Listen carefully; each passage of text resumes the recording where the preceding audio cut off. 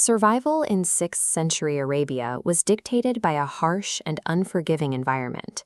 To stay alive, you needed the backing of a powerful tribe and a deep well of familial wealth.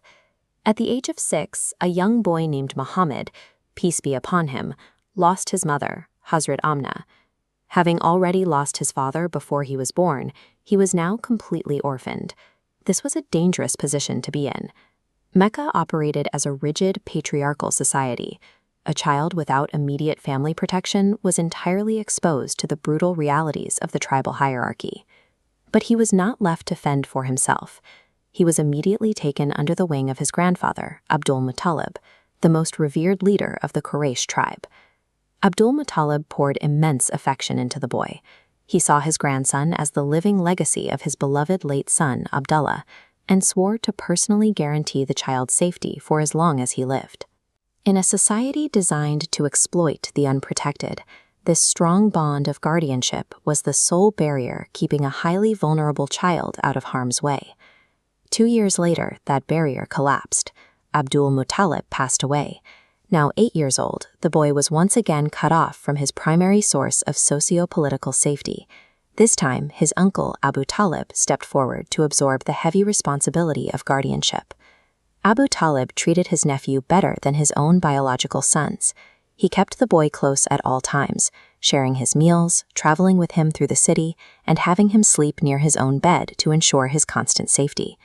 Watching him grow under this close proximity, Abu Talib noticed a distinct character forming.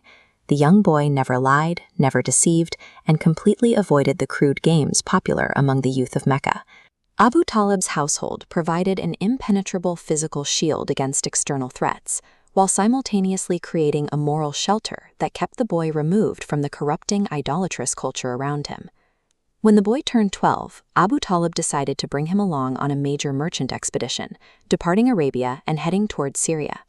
The caravan stopped in the Syrian city of Busra, where they encountered a Christian monk. Reviewing the signs described in ancient texts like the Torah and the Injil, the monk immediately recognized the young boy as the final prophet. The monk pulled Abu Talib aside with an urgent warning. The boy had dangerous enemies in the region, and continuing the trade route would put his life in immediate jeopardy. Abu Talib was faced with a choice between a lucrative financial opportunity and his nephew's life. He instantly abandoned the expedition.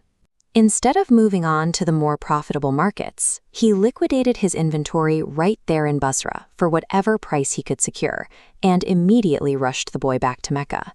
By swallowing a massive financial loss without hesitation, Abu Talib proved he was a protector, willing to sacrifice his own livelihood to ensure his nephew survived.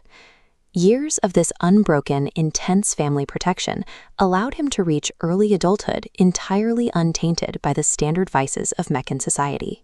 By the age of 25, his honesty was a matter of public record. The community formally recognized his character, granting him the titles Al-Amin, the trustworthy, and Al-Sadiq, the truthful.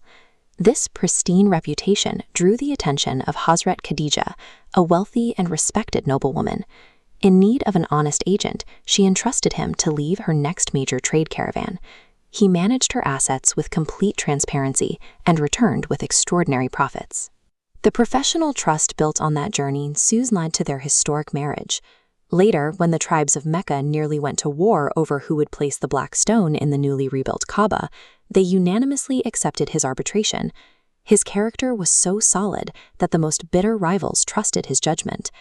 The relentless guardianship of Abdul Muttalib and Abu Talib preserved the flawless character of the man who would eventually carry the monumental weight of prophethood.